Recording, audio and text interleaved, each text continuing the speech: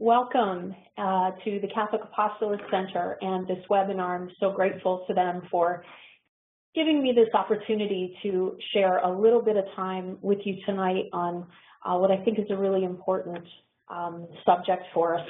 My name is Koshute, and I'm an instructor in theology for St. Joseph's College of Maine, where I teach online. And I'm also very much involved with the Byzantine Catholic Eparchy of Passaic and their World Meeting of Families activities. So it's a very exciting time right now in the church. I earned my Master of Theological Studies from the John Paul II Institute for Studies on Marriage and Family here in DC. So it's wonderful to be back here in the city and back here with the Catholic Apostolate Center.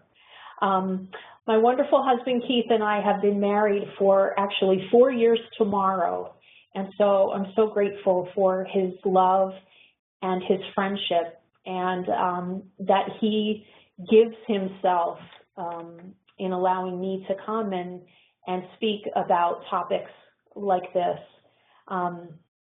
Keith and I are active parishioners in St. Anne's Byzantine Catholic Church in Harrisburg, Pennsylvania. Before we begin, though, with the topic tonight, what I'd like to do is give us a moment to just intercede, ask for the intercession of Mary, our mother, as we enter into this time, and ask the Lord to help us to hear his word, to open our hearts and to listen. In the name of the Father, and of the Son, and of the Holy Spirit, amen. Hail Mary, full of grace, the Lord is with thee. Blessed art thou among women, and blessed is the fruit of thy womb, Jesus. Holy Mary, Mother of God, pray for us sinners, now and at the hour of our death. Amen. In the name of the Father, and of the Son, and of the Holy Spirit. Amen. Well, as you can see, this presentation is called Transforming Heartache into Hope, Walking with Couples Experiencing Infertility. And I'd really like to start off just for a moment to speak about sort of who I had in mind when I began to work on this presentation. I'd really like this webinar to be for anybody, and I'm sure there's a diverse group of people out there who are going to be watching this tonight or viewing it later on. Certainly, any couples who are right now experiencing difficulty in conceiving a child, those couples and their family members and friends. But particularly, I'd like to try to begin a conversation among pastors, people who work in diocesan offices, Respect Life offices, Family Life, people who are working in the parish, who might encounter a couple, perhaps a woman who comes to them suffering and really seeking answers. This experience of infertility is so difficult, and it's really something that until you experience it, until a couple experiences it, they don't really know how it will impact them. And so I think it's a really important conversation for us to have as a church, especially now when we're in the midst of this preparation for the World Meeting of Families and the Synod on the Family. This is an issue that affects the family, that affects couples so deeply. And so I am not an expert in infertility issues by any means. I'm not a medical professional. This won't be a time for me to share any sort of medical advice. I'm only an expert really in my own experience and my own prayer and my own relationship with my husband, as well as the many friends, the many women with whom I have spoken, at least over these 4 years of my marriage. Women who are on this road now or who have been on this road experiencing infertility. And I want to take a moment to really thank those women who have, in a way, become my sisters in suffering, for their support and their contribution to to this work, and they know who they are. And I want them to know that I'm so grateful to you. I love you, and I thank you for your support. Really, to speak about this issue, I think can't be done in isolation.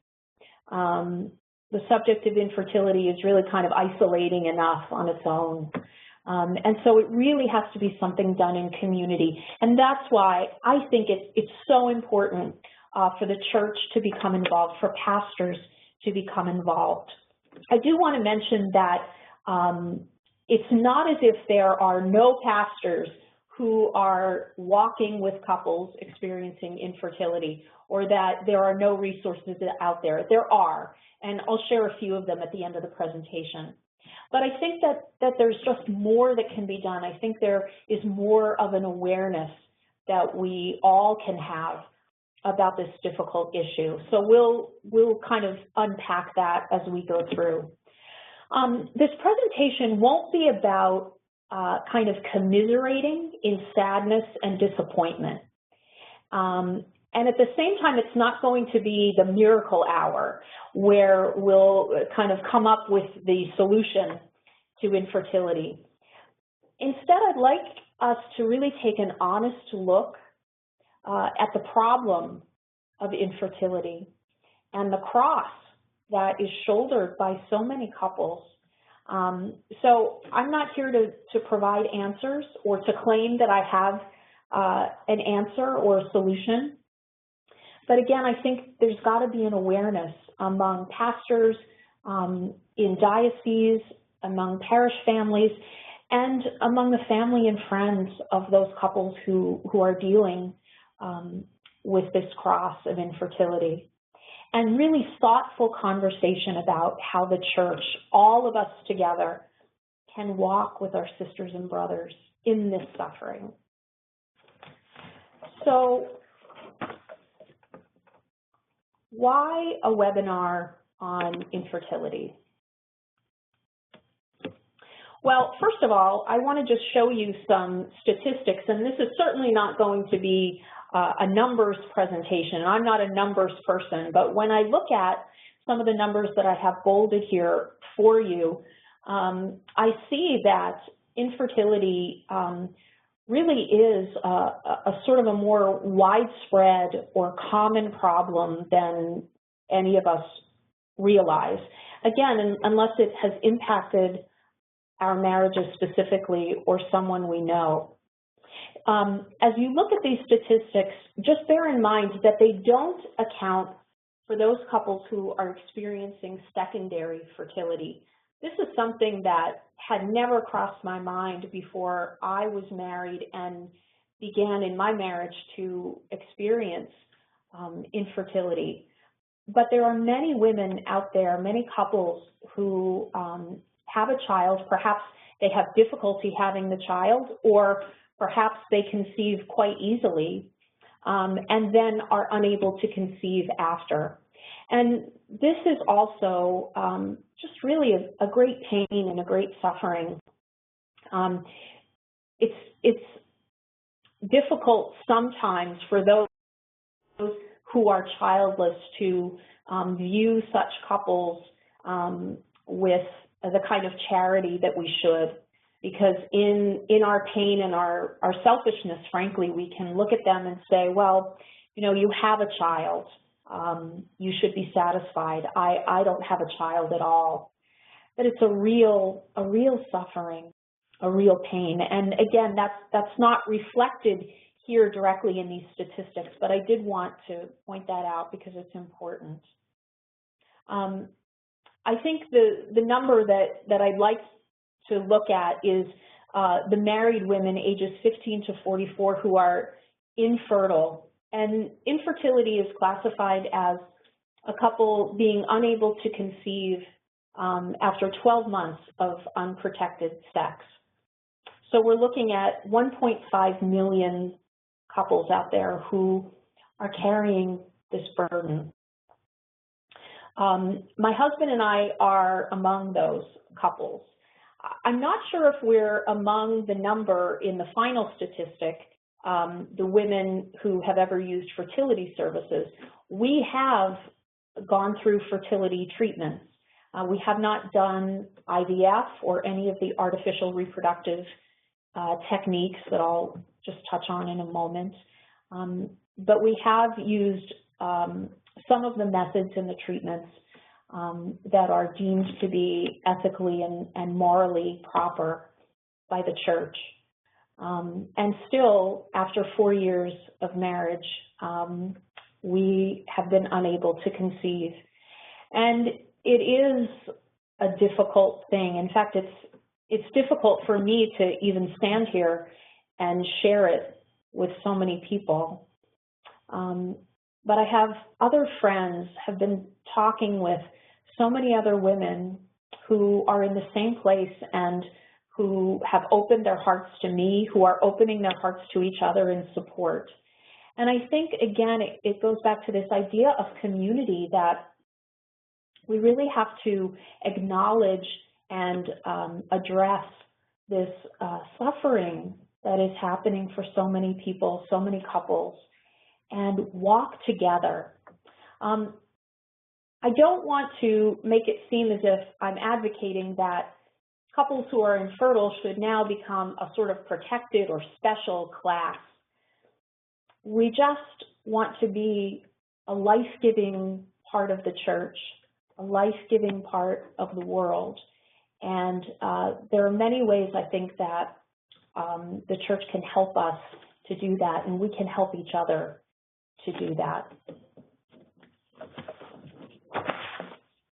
I think it's important to realize that the women and men who are experiencing infertility are real. They're real persons. They're not just statistics. They're not numbers. They're not problems to be solved. And so it's important when we talk about infertility to really keep in the forefront of our minds the human person.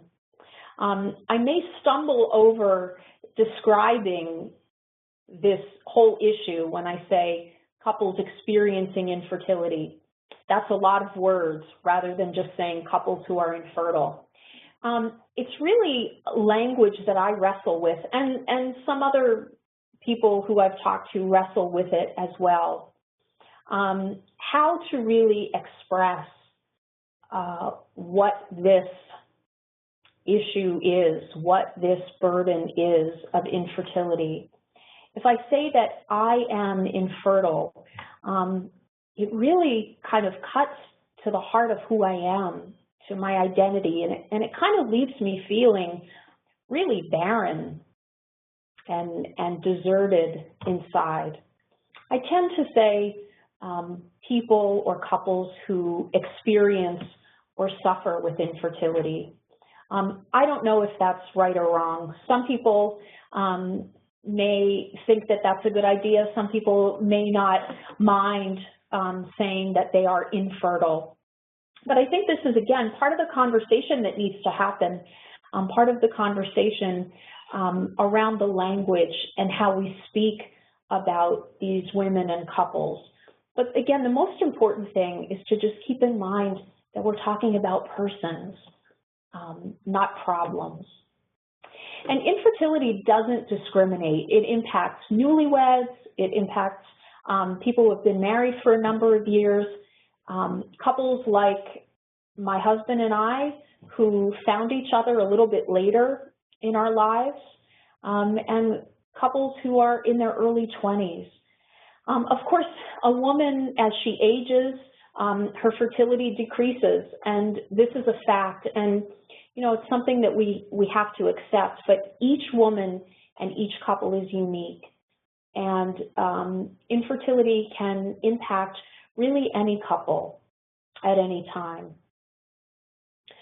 There's a physical, emotional, and spiritual impact or toll that infertility takes on the couple, and we'll unpack that a little bit in a moment. And then finally, I think, again, this idea of a pastoral approach, a pastoral plan, not just for kind of reaching out to couples and seeing what we can do to solve their problem, but really walking with them, establishing relationships, and loving them into really a fruitfulness of their own. Now, a word about the licit fertility treatments. And again, this is not going to be a presentation about how to get pregnant or the kinds of things that you can do or the techniques that you can use to enhance your fertility. But I do want to mention that there are methods of NFP, natural family planning, that both help a couple to avoid a pregnancy when when there's a legitimate reason to do so, and also to help the couple in achieving pregnancy. And these methods, and there are a number of them, respect the natural rhythms of a woman's body and respects the bodies of the married couple and the integrity of their bodies and their fertility. So the things that don't damage that integrity, the integrity of the marital act, or replace it, are what I mean by licit techniques or treatments. Examples of illicit or techniques that the church would say are not good because they don't conform to the good of the human person would be things like IVF or surrogacy. The Creighton model of natural family planning and NAPRO technology, natural procreative technology, are often used to help women diagnose really a number of issues that may be impacting them and their reproductive health, but are especially helpful with couples who experience infertility. And there is a great amount of success with the Creighton model and NAPRO technology. And so, you know, I definitely want to advocate that couples who are experiencing infertility look into those methods of natural family planning and especially Creighton. But I want to look specifically at what's happening on the inside for a couple when they are in the midst of this time of infertility. And I think it's important for pastors, for people who are working with couples, for people at the parish level, and really for their family and their friends to understand the toll that infertility can take on a couple. It can be very damaging or straining, at least, to the couple's relationship. It can cause strain and division. And the couple really has to be careful and have good support around them to guard that relationship. The child is important, and for marriage, the child is important and even in a way essential to the marriage. It's not as if we can simply have marriage without children. Marriages are meant to be fruitful. And yet, when that doesn't occur because of circumstances that are beyond the control of the couple, when they are not explicitly trying to thwart that life-giving aspect of their marriage, but they're open to life and they desire to have that child, it's so important for them to take care of each other and to take care of their couple relationship, and for there to be support around them to do that as well. Infertility takes a toll on the femininity and masculinity of the couple. It can have them sort of call into question who they are as women, as men. Who am I as a woman that I can't conceive and give birth? Who am I as a man that I can't do this for my wife? And so again, very, very careful we have to be in guarding that femininity and masculinity, and that infertility does not take away in any sense from either one of those. The toll on the body, first of all, with treatments, even licit treatments, can take a toll on the body, most often for the woman, because she is the one who is usually undergoing treatments with drugs or surgery. And so it can take a toll on us in that way physically. But also just in that sense of this matter that we walk around with, it's defective. What good is it? What use is it?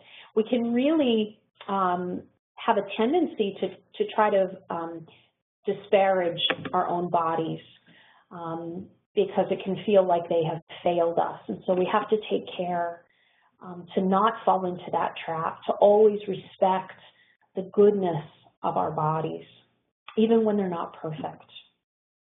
And infertility can definitely take a toll on our relationship with God.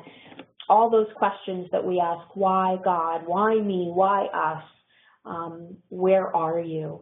And so that's, again, where I think it's so important for pastors and people in our parish and faith communities to really be supportive, to really rally around the couple and lift them up in prayer and lift them up in supportive ways as much as possible. So again, I just want to point out some of the emotional and physical and spiritual responses that couples and individuals who are struggling with infertility face. And you can see their sadness, confusion, resentment, jealousy. It's not quite the 7 deadly sins, but it's some big ones, right? It's some serious ones. And I think it's important for us to acknowledge that the couple, and as a woman, I'll speak for myself, women often are so much more sensitive, I think, to all of this because it is our bodies in which a child would be carried, right? So, we're especially, I think, vulnerable to some of the worst of these emotions, especially things like jealousy and resentment and anger. So we have to acknowledge that those things are real, that those are real emotions and feelings that a woman, a couple experiences. And in a way, I think we have to let that be, give a little bit of space and a little bit of understanding for that, but certainly that we shouldn't sit in those emotions. And I want to just read a little quote from the general audience of Pope Francis. It was actually just last week on mourning the loss of a loved one. And this is a general audience that he did on bereavement. But I saw so many parallels with this suffering through infertility that I think it really applies. So the Holy Father says, how many people, I understand them, get angry with God and curse? See, it's sort of a natural human emotion, in our sinfulness, in our weakness. It happens. We get angry because we feel helpless. The Holy Father goes on, physical death has accomplices. I could even maybe put in the word infertility in the place of physical death. Has accomplices which are even worse than it is, and which are called hatred, envy, pride, avarice, in sum, the sin of the world that works for death and renders it even more painful and unjust. So I think it does really apply to this burden of infertility, that yes, we acknowledge that these are human emotions that we feel. It's somewhat natural because we feel helpless and we feel so sad. And yet, if we sit in these emotions, if we live in these emotions, it becomes even worse than this infertility, this death that we are battling against. And it really can end up preventing any kind of fruit that might come from this experience of even having a chance. Some of the physical kinds of things that you may notice in couples and in women especially who are dealing with infertility: fatigue, headaches and pain possibly associated with depression, or side effects of treatment, as I mentioned, mood swings and nausea, difficulty sleeping, just to keep in mind that if a couple is trying to conceive and they're perhaps using some of these treatments like natural procreative technology, that there are side effects and that can impact how they feel and perhaps how they even respond to you as a family member or a friend or a pastor. So to be aware of that and to be with them in that. And then, of course, again, spiritually, that difficulty that we can have praying and that questioning and doubting, where is God? And that's where, again, it's so important, especially for the couple, to try to remain solid in their faith and to pray with each other, to spend time with the Lord on their own, but really to come together as a couple. And they may need help, they may need support in doing that. Now, I put together this little chart, what they say, what we hear when well-meaning people try to help. And I put it together through my own experience as well as speaking with some of my friends and family members who are dealing with this burden of infertility as well.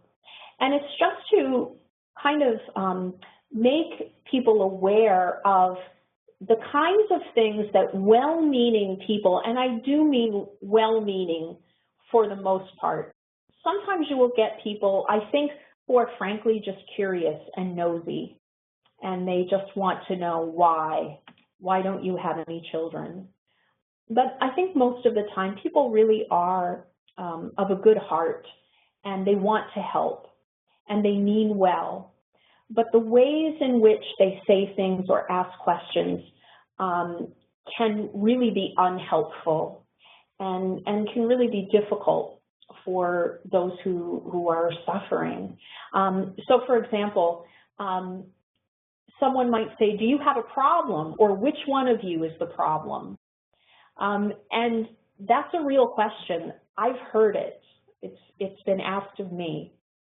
And so what I hear, what the woman or the couple experiencing infertility hears is, one of you must be defective. They might say, have you tried fill in the blank, acupuncture, acupressure, all different sorts of diets, many, many different techniques. And what you might hear, what the person who's struggling with infertility might hear is, I just haven't tried the right thing. I haven't taken the right supplement. I haven't done the right exercises or diets or gone to the right doctor. People may say, as soon as my fill in the relationship, my sister, my sister-in-law, my cousin, as soon as they decided to adopt, she got pregnant. To us, that can sound like, well, as soon as you take your mind off pregnancy, it'll happen. And I think the connotation there sometimes, at least the way that we might take it, is then you won't have to adopt. And it can really, in a way, sort of put down the good, the very good and necessity for some couples to adopt. The goodness of welcoming that child into your home. Again, prayer. Prayer is so important. Prayer is important for the couple to pray, to ask the Lord to help them to conceive. But sometimes people will go through a whole litany of prayers and saints and novenas. And again, they offer that in a very well-meaning and an open-hearted way. But it can sometimes seem to us as if they're saying, if you just pray to the right saint, if you just would use the right prayer, then it would happen. And it can actually kind of make a little bit of an idol of the prayer. It can tend to have us not be so much focused on the Lord and relationship with Him, and really more focused on trying to get from Him what we want or what we need. Just relax is one that I think just about every woman who experiences this burden has heard over and over again. And to us, it sounds like it's your fault. If you would just lighten up, everything would turn out. I know a woman who got pregnant at 42, 46, 49, 52. To us, that sounds like miracles happen, and they do, and I acknowledge that they do. But perhaps for some reason they're just not happening for us. And then finally, have you thought about adopting? And again, for many of us, that seems like the point at which we say there's no hope. And this is really a sensitive topic, and we could do a whole other webinar, I think, just on adoption and on what that means for a couple and the discernment around that. But I just want to say that adoption is a very private kind of decision that couples make with each other and prayerfully. But they do well to consult other people, to talk with their pastors, to talk with other couples who have adopted children, who have fostered children to adoption, and perhaps be open to being called out by them into adopting a child of their own. I think sometimes when this couple struggling with infertility looks at adoption, they see it as that signpost that there's no other hope for them. It should really be seen as a signpost of new life, which is what it is. I think that not every couple is necessarily called to adoption. And again, it's a very individual kind of decision. But couples also have to be open to real serious discernment around adoption, and to really be open to the possibility that that's where their fruitfulness lies. I have a good friend who adopted her son as a newborn, and she said that as soon as he was put into her arms, she felt as if he came from her own body. And so we never really know what the blessing of fruitfulness that God has in store for us will be unless we also open our hearts as well.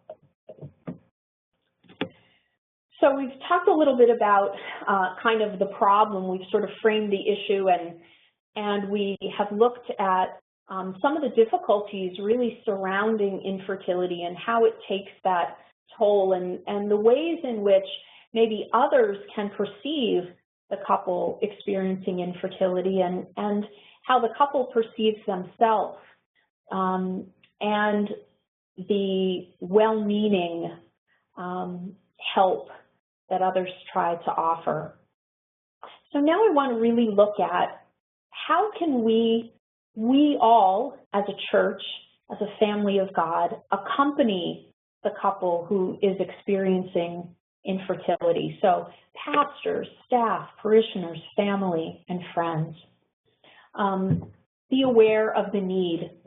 Again, that's the reason that I really wanted to speak on this topic specifically, just to create awareness there, especially among pastors, that there are probably a lot of people that you encounter in your ministry, maybe many people in your pews on Sunday who are dealing with this burden, and perhaps are just silent about it, perhaps don't reach out for help, perhaps don't realize that you as their father are someone that they can look to. Accompanying the couple experiencing infertility means being open to them and letting them know that you are available to them, available as a friend, available as someone who loves them, but not to be intrusive. I think that it's important to really build a relationship, to establish a relationship and a friendship with someone before you begin to really walk with them on this road of infertility.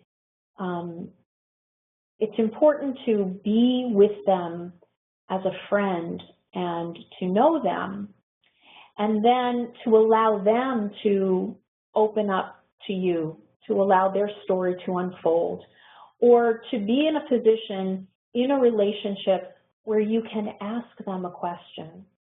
Ask if they need to talk or if they want help, to let them know that you're there to support them, but not to be intrusive, and to respect when they're ready to open up and to talk.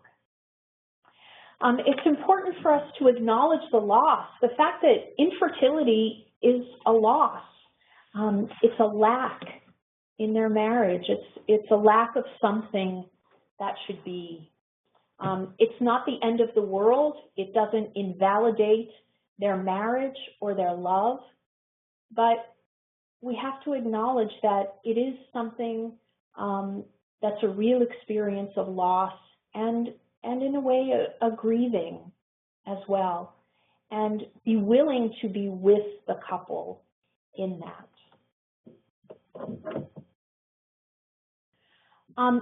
Become educated in the causes of infertility and in some of the treatments. You don't have to be an expert. A pastor doesn't have to know the ins and outs of every method of natural family planning or the exact treatments that are available in natural procreative technology, but to have some general awareness of the kinds of things that couples might encounter in their experience of infertility, maybe some of the reasons that it happens, and to have some resources available to offer the couple that they can use as they seek out ways to help manage this difficulty and to treat it. Of course, offering moral and spiritual guidance, and this is especially for pastors and for those who are working in diocesan offices as well. You know, to offer that moral guidance when a couple who is so desirous of a child may begin to be sort of lured into utilizing treatments that are not respective of who they are as human persons, that don't respect the integrity of their marital love and their marital union. So to be able to offer that moral guidance, and then of course the spiritual guidance. Again, not just to kind of offer sort of platitudes and proverbs, but to really sit with that couple, to be with them in their pain, in their anger, in their difficulty, in their relationship with each other, their difficulty with God, to listen and to pray with them and to pray for them. And of course, to also have at the ready any resources that they might need, counseling, doctors, those kinds of things. And to just be a loving presence. It's not that we need to have the answer. I told you that I don't have the answer. If I had the solution, I would be using it myself and I'd be shouting it from the rooftops.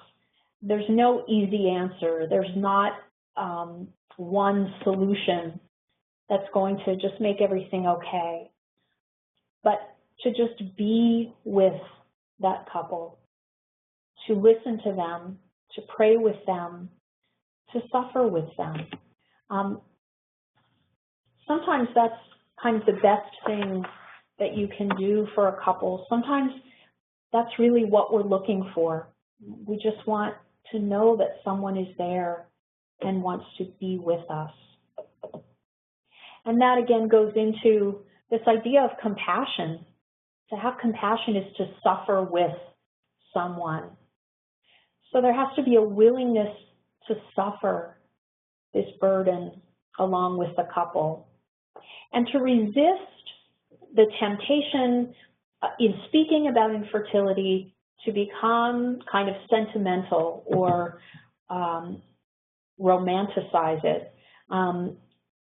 We know in the Bible that there are so many instances of God's power, God's miraculous power with women like Sarah and Rebecca and Hannah, and my own patron saint, Saint Anne, Elizabeth, right? So we know that these are real people who experienced real miracles, but they also experienced real pain. And so we can't try to explain away the mystery, if you will. Infertility, as with so many other things that we face as human persons, is ultimately a mystery that is resting in God. And we will really not understand it while we're here. And this mystery really goes hand in hand with the couple's worry and confusion over why God, it seems to them anyway, is withholding this gift from them. So it's important to reassure the couple of God's love and that they are not to blame. In other words, it's not God's punishment on them if they are unable to conceive or to bear a child. Pastors, especially, and those working with these couples, should be aware that there are cases in which one or both of the spouses may have had or has currently a sexually transmitted disease, or a woman who has previously had an abortion. And these are difficult and sensitive issues, and one of these things may be a contributing factor to the infertility. Not in all cases, but it's sometimes possible. And so those are the times when it's even more important to really assure and reassure the couple, the woman, of God's love, and that this cross is not his punishment on them. As I was thinking about that today, what was brought to mind was the man who was born blind, and all of the people who came to Jesus and were asking him, whose sin caused this blindness? And in John chapter 9, verse 3, Jesus answered, neither he nor his parents sinned. It is so that the works of God might be made visible through him.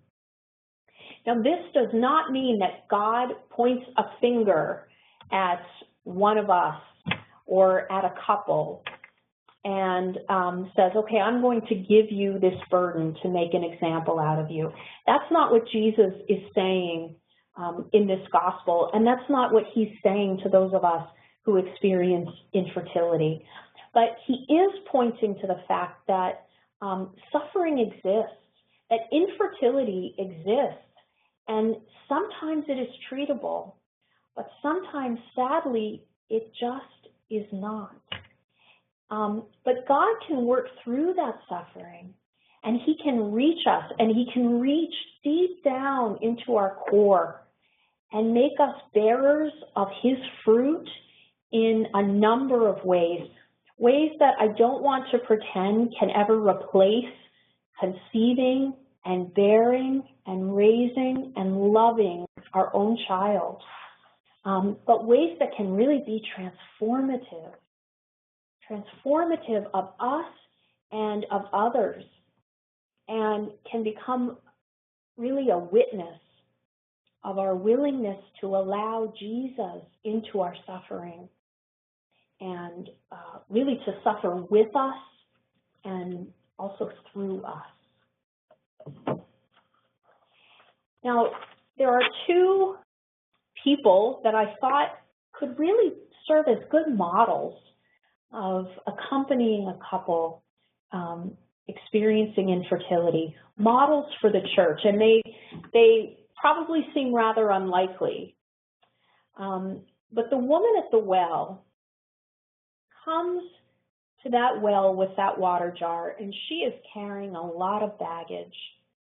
She's carrying a lot of burdens of hurt and disappointment and pain and regret, and also, of course, sin. She's carrying all those with her in her water jar. And Jesus, when he comes to the well, encounters her in that pain, but then he offers her a new way. And she's able to leave her water jar and to go and proclaim him as the Messiah. And so I think the church can be Jesus to those of us who are there waiting at the well with that water jar, with all of that hurt and anger and jealousy and all of those emotions that we had up on the earlier slide. The church can come and meet us where we are and then call us into a new life, into a new and perhaps unexpected way of fruitfulness. And then Simon of Cyrene. Now, Simon was asked, I think quite reluctantly, to help Jesus bear the burden of the cross. And, you know, it's tough to get involved in someone else's suffering. I'm sure it was tough for Simon, right? How am I qualified to be part of this? Why do I want to get involved? But Simon takes on that burden with Christ. He carries that cross with him, carries it to Calvary, which is the place of suffering. And so those of us who are experiencing infertility are walking a road of suffering, which may lead to a place where we're asked to give up everything, just like Jesus did. But Calvary is not just the place of letting everything go. It's the place of hope. It's the place of new life. It's the place where life begins. And so I think Simon, in many ways, can be a good model for us as a church of accompanying couples. Now, what happens when nothing works? How do we manage when the answer to our prayer just seems to be no? How do we help? How do we walk with the couple who just will not conceive? Well, of course, that discernment of how the Lord is calling us to fruitfulness could be through adoption, through helping other family members, through charitable works.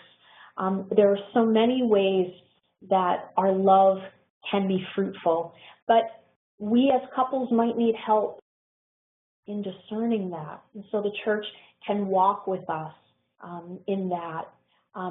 Prayer, relying on God, not just for the result, not just praying for the result that we want, but praying for an increase in love, praying to really be cleansed of those destructive emotions that can really bring us down and take away our opportunities to be life-giving. And to believe in miracles, to know that miracles are real and true, but sometimes the miracle doesn't come in the form that we expect or in the form that we might want.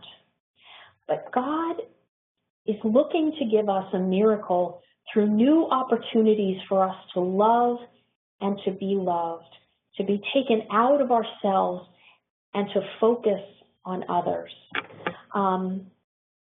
One of the most blessed days of my life was when I was sitting with my friend Bethany, and she touched her pregnant belly and said to me, "This one is yours." And she asked me if I would be the godmother to her son. And now Luke and his sister Anna bring so much joy to Keith and me. Being welcomed by Bethany and her husband Andrew into their family, to be part of their family, is really mysteriously a way for my husband and I to be fruitful. Again, it's not maybe fruitful in that way that we desired, but it's still a means of giving life, of giving our love together as a couple, giving our love to another, giving our love to beautiful children. Again, back to Pope Francis, when he's talking about bereavement and the death of a loved one. He says, love is stronger than death. Therefore, the way is to make love grow, to render it more solid, and love will protect us.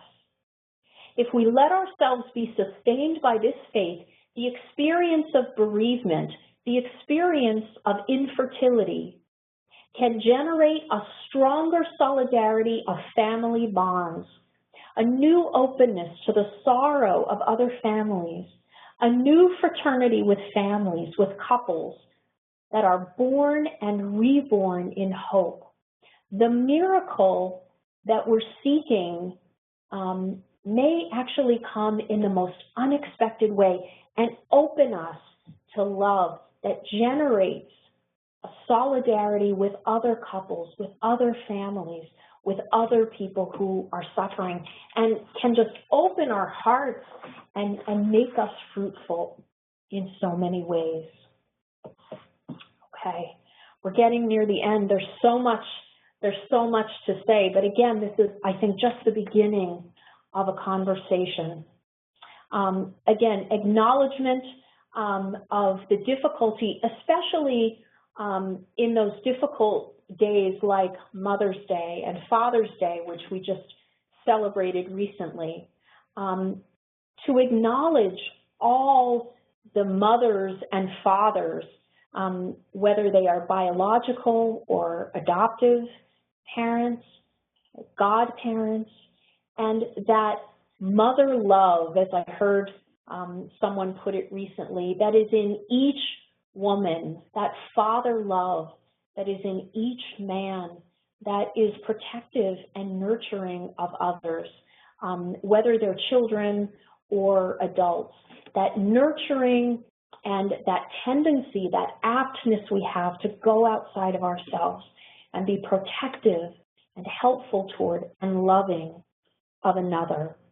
I think that pastors and parishes can get creative with support groups, retreats, workshops, talks, all sorts of ways that within a parish or within a diocese that we can make ourselves open to couples who are experiencing this burden.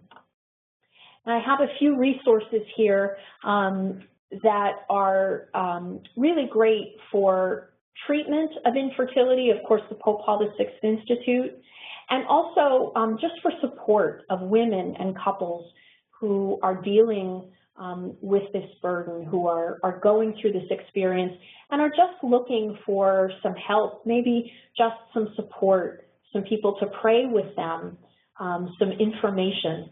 And I think most diocesan and archdiocesan offices have access to so many of these resources as well.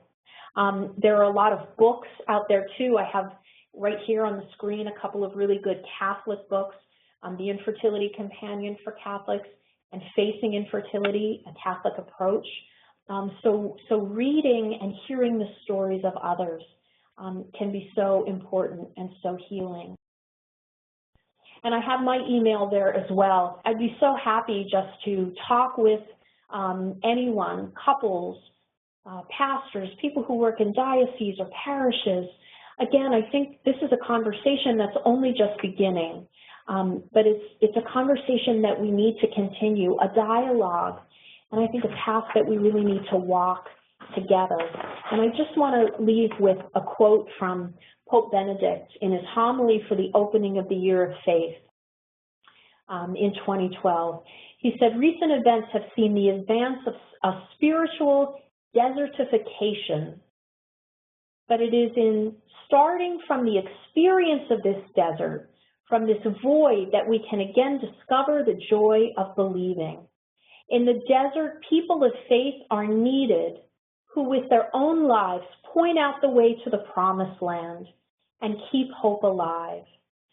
Today, more than ever, evangelizing means witnessing to new life transformed by God, thus showing us the path. And I think couples experiencing infertility who are in this desert, in this tension between desolation and promise, who are desert people in our own way, can really be part of this movement of bringing about new life. Jesus meets us in the desert. And I think if we as a church and a family of God are willing to enter into the desert with each other, he can create new life in us that will give rise to the kind of fruit that we could never have dreamed of or expected.